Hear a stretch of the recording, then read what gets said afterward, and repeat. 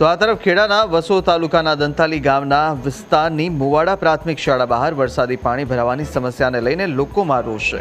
જ્યાં સામાન્ય વરસાદમાં જ શાળા બહાર વરસાદી પાણી ભરાવાની સમસ્યાથી વિદ્યાર્થીઓને શાળામાં અવરજવર કરવામાં મુશ્કેલીનો સામનો કરવો પડે છે। વરસાદી પાણી ભરાવાની સમસ્યાથી પરેશાન થઈ સ્થાનિક લોકોએ સમસ્યા દૂર કરી અને પાણીનો નિકાલ કરવાની માંગ સાથે વિરોધ કર્યો હતો। આગામી દિવસોમાં યોગ્ય પગલાં નહીં લેવાય તો નેશનલ હાઈવે નંબર 8 પર વિરોધ પ્રદર્શન કરવાની ચીમકી ઉચ્ચારી હતી। હજુ તો મેઘમહેર શરૂ થઈ છે, ત્યાં નીચાણવાળા વિસ્તારમાં લોકો મુસીબતોનો સામનો કરવો પડી રહ્યો છે।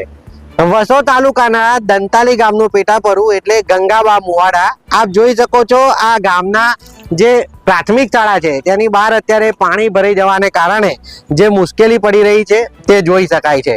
ઘૂંટણસમાં પાણી અહીંયા ભરાઈ ગયા છે, જેના કારણે જે સ્કૂલમાં વિદ્યાર્થીઓ આવે છે તેમને તકલીફ પડે છે। વાલીઓ જે આવે છે વિદ્યાર્થીઓને મૂકવા તે પણ મુશ્કેલીનો સામનો કરી રહ્યા છે।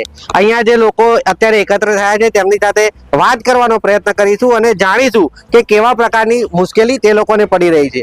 મિત્ર, શું નામ છે તમારું? મારું નામ શૈલેન્દ્રસિંહ સોલંકી। શૈલેન્દ્રભાઈ, કેવા પ્રકારની મુશ્કેલી શું કહે? અહીંયા આગળ એવું છે કે આ જ્યારથી હાઈવે બન્યો છે ત્યારથી અહીંથી પાણીના જવાનો રસ્તો બંધ થઈ ગયો છે અને લગભગ આ 7 વર્ષથી ઉપરનો પ્રશ્ન છે અને કોઈ અહીંયા સાંભળવા માટે તૈયાર નથી। લગભગ 100 વીઘા જમીન પાણીમાં ભરાઈ જાય છે અને એ એટલી બધી તકલીફ છે। અહીંયા આગળ આ વિસ્તાર છે, આ બધા અહીંના સ્થાનિકો છે। અહીંયા 50 ઘરો છે, 50 ઘરના અંદર પાણી ભરાય છે। અહીંયા છોકરા ભણવા આવે છે, છોકરાઓને ભણવા માટે બી આવવા જવામાં બી તકલીફ પડે છે। અત્યારે આ પાણી થોડુંક લેવલ ઓછું છે પણ આ સ્કૂલની અંદર આખું લગભગ ઘૂંટણ સુધીનું પાણી આવી જાય છે અને છોકરામાં આવવા માટે બંધ થઈ જાય છે। એ લગભગ અઠવાડિયા માટે સ્કૂલ બંધ રહે છે, પછી પાછું ઓછું ઉતરે ત્યારે ચાલુ થાય છે। એટલે કે ખૂબ જ કપરી પરિસ્થિતિ। મિત્ર, શું નામ છે તમારું? શું મુશ્કેલી? અજીતસિંહ ચૌહાણ છે।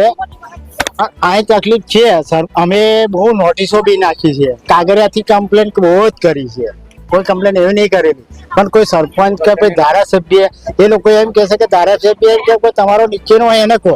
અમે નીચેવાળાને બી કહ્યું છે અને કલેક્ટરને બી આપ્યું છે, તોય કોઈ નિકાલો નહીં આવે। અમે કલેક્ટરની સામે ગયેલા છે, 15 થી 20 માણસ ગયેલા છે અને પાણી અમે પીએ છીએ ને, આ હેડપંપનું પાણી એટલે હેડપંપનું પીએ છીએ, એ પાણી બી ખરાબ જ છે કારણ કે આ જ પાણી આવે ને અહીંયાથી। અને જવું હોય, મારે જોબ કરું છું તો મારે બાઇક લઈને નીકળવાનું હોય તો બી મારે પર્સનલ થઈ જાય, મારે તરત મેસેજ નાખી દેવો પડે છે કે ભાઈ આજ હું નહીં આવું। કેમ નહીં આવું? પાણી ભરેલું છે। અમારે પાણી ભરાવાના કારણે અનેક સમસ્યા છે, મહિલાઓ સાથે પણ વાત કરીશું। બેન, કેવી સમસ્યા છે, શું કહે છો? હું મધ્યાહન ભોજન નોકરી કરું પણ છોકરા આવતો નહીં, શું ખાવા? છોકરા આવવાની પોઈન્ટ છે ને, આવતો બિચારો છોકરાના પછી મારું મધ્યાહન ભોજન ને બધે અને સારા શિક્ષક એકલા બેસી રહ્યા, શું કરીએ? બરાબર